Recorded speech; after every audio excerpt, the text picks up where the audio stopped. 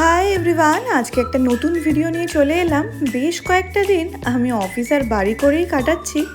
আসলে সপ্তাহটাও খুব হেক্টিক যাচ্ছে, আর তার সাথে গরমও পড়েছে বিশাল।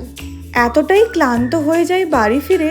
সকাল থেকে অফিস যাওয়া অবধি তো তোমরা ভিডিও দেখতে পাবে, কিন্তু বাড়ি এসে কি রান্না করছি খাচ্ছি সেগুলোর কোনো ভিডিও আর নিতে পারি না। আর যেহেতু বললাম সপ্তাহটা খুব হেক্টিক ছিল, জাস্ট মনে প্রাণে ওয়েট করছি এই ছুটির দিনটা কবে আসবে। ছিল এটা 6 দিনের সপ্তাহ, আর তার মানে আমার একদিনই ছুটি, রবিবার। মনে মনে ভাবছিলাম সারা দিনটা একটু ভালো করে রেস্ট নেব, অ্যাটলিস্ট 1 ঘন্টা সকালে একটু বেশি ঘুমোতে পারবো। তার সাথে একটা প্ল্যানও করলাম।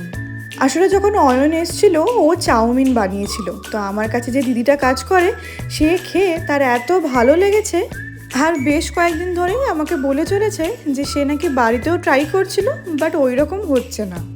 আমি তাকে বলেও দিলাম কিভাবে বানাতে হবে বা অয়ন কিভাবে বানিয়েছে।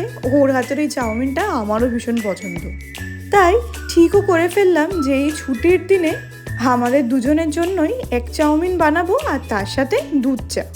সেই মতো সকালবেলা উঠে সব কিছু হয়েও গেছে, রেডিও করে রেখেছি, আর সেই দিদিকে বলেছি একটু দেরিতেই আসতে। যে টাইম বলে দিয়েছিলাম আসার জন্য তার থেকে 1-1.5 ঘন্টা দেরিতে এসছে।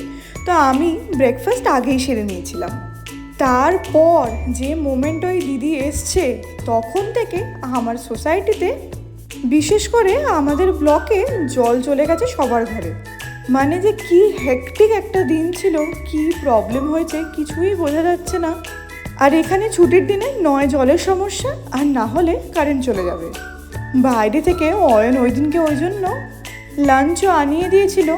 সেই দিনকে জল এসছে প্রায় 3-4 ঘন্টা বাদে। ভাবলাম যাক, সমস্যা মিটে গেছে, সেই মতো রাতে একদম পাতলা খাবারও বানিয়ে ফেলেছি। বিকেল থেকে আবার 2 ঘন্টার জন্য জল চলে গেছে। ছুটির আমার ওই একটা দিন এভাবেই কাটালাম। তো ভিডিওটা এখানেই শেষ করছি, দেখা হবে নতুন ব্লগে। টাটা।